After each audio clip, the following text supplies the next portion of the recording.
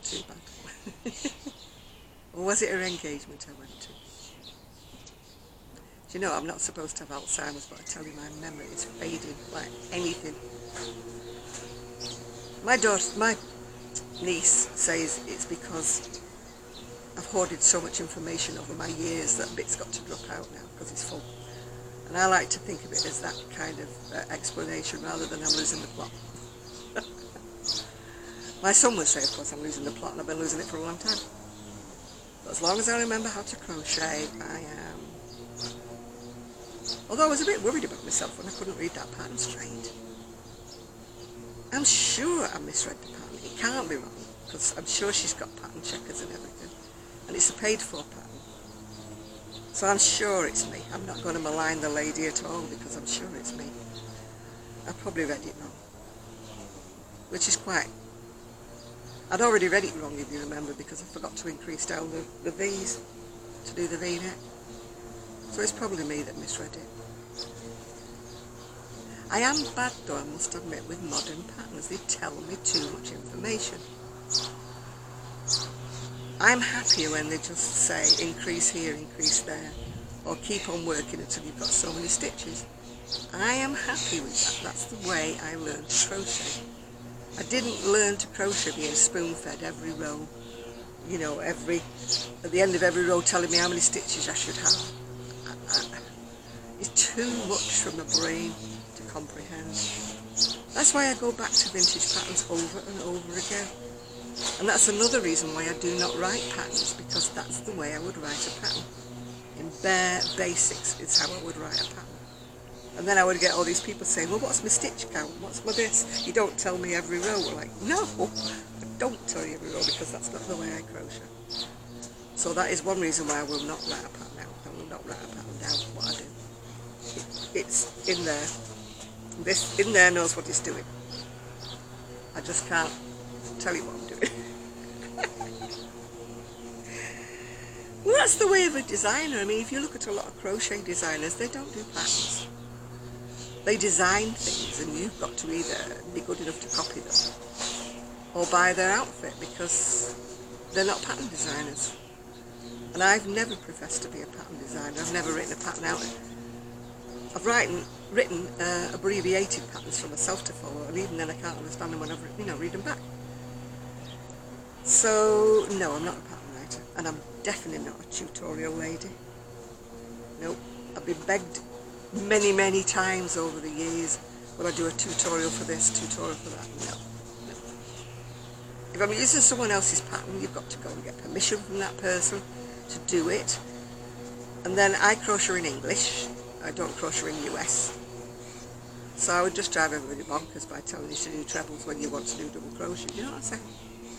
It's a recipe for disaster. Whereas Kelly now is thinking of doing tutorials, but she learned to crochet the American way, and she uses the American terms. So you've got more chance of Kelly making a tutorial than you have of me. Yeah. I have spoken to Sue. She sends everybody good wishes. I'm trying to get her to write a comment. I said, will you write a comment on the bottom of the video, and people know we haven't fallen out or something? She says, I'll try and remember. I'll try and do that. She's still moving in. She's actually found, every time she finds a bag, it's funny, you know, she's got this little pup that she's got now called Bruno.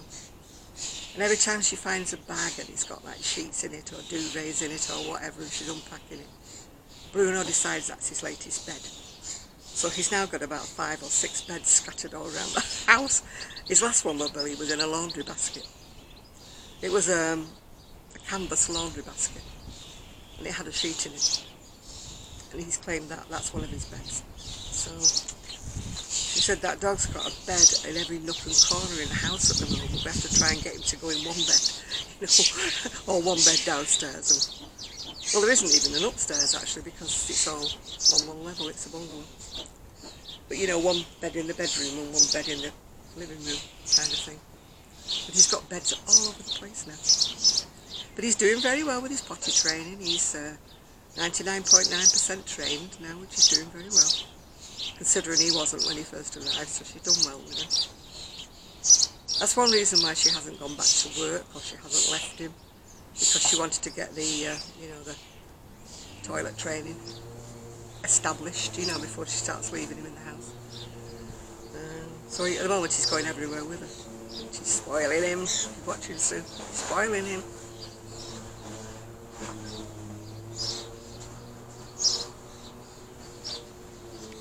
Well, little Gigi's not been well. He wasn't himself at all. They took him to the vet last night. And he's got a sore bottom. You know, dogs have got anal glands. Well, he's got a sore bottom. But he needed antibiotics because he was too sore to sort out. And they've also found out the little sausage has got a heart murmur. And of course he's overweight. We've known he's been overweight for a while, which isn't helping his little joints, is it? Or his heart for that matter. So he's going to be back on his diet again. I mean, I started off really being well with him with his diets, but you know, you sneak a little bit of chicken here, a little bit of chicken there, it's all got to stop. I mean, I don't give him anything he shouldn't be having, if you know what I'm saying, but it's so hard not to give him a tiny little bit of chicken out your sandwich when he begs you. But I'm going to have to be hard-hearted, auntie, from now on. Like, nope, can't hurt him. But I was the same with Buster. I mean, Buster was overweight slightly, but he was an old dog. You can't refuse when they're getting about 13, can you? You know, and they keep looking at you with those big eyes, yeah. And I used to think, bless him, he's not got long to live, you know. I'm not depriving him of a little treat, yeah. But we stopped Gigi's treats, we stopped those ages ago. Oh, God, what's he run over now? He run over something there, didn't he? Making nasty noises, his lawnmower. Maybe now he'll be quiet for 5 minutes while he sorts his lawnmower out. Yeah. No, spoke too soon. But I think I've told you all I'm going to tell you for today anyway. And I just hope that this battery thing hasn't cut out again like it did last time. I've still not listed my things on Etsy. That might be something I want to do. Then again, I want to do some ironing. I'm hoping the painkillers kick in soon, and maybe I'll put the ironing board out on the deck, and then it's nicer out here than it is indoors, isn't it? So that's what I'll probably do. So if you watch Saturday Night Live, I will be there tonight. I'll probably have some kind of a necklace on by then. Because I feel a bit bare without anything on. But I don't think any of these, possibly that one, but I don't think any of them match better than ones I've got upstairs. So if you want to know how I have so many necklaces, that's how I have so many necklaces. Just look for necklace bundles on Etsy, not Etsy, eBay. And I always give myself a limit on how much I will bid on them. And if it goes past that, then no, I won't, you know, unless it's got an absolutely super duper necklace in the bundle that I absolutely must have, yeah. But by and large, I don't pay more than about, say, £5 for a bundle, you know. And, I mean, sometimes there's 5 necklaces, sometimes you get bundles with 10 necklaces. In which case, I don't mind paying £10 because it's really about £1 a necklace, isn't it? So, if you like necklaces like I do, that's where you need to go and look. Bundles of necklaces on eBay. And if you want to look for vintage patterns, the patterns that I find, Etsy has lots of them, but a lot of them are photocopies, I will warn you. I mean, there was a lady put a very snotty comment on a lady that I buy from. It was a vintage crochet pattern that you couldn't get anymore. And the lady was charging, I think it was about 60p for this pattern. And then this comment come on, I'm not going to buy from you anymore because I was expecting an original pattern. And I'm like, you wanted an original vintage pattern for 60p? Are you joking? No, you've got to expect it's going to be a photocopy if it's a vintage pattern. Unless you're darn lucky and you manage to get hold of the right, you know, the real McCoy. I mean, I have, on certain circumstances, managed to get the real McCoy. But by and large, I have to settle for a download. But it was a pattern that I really, really want then, and that's the only way I can get it. Because most of them are out of copyright by the time they do that.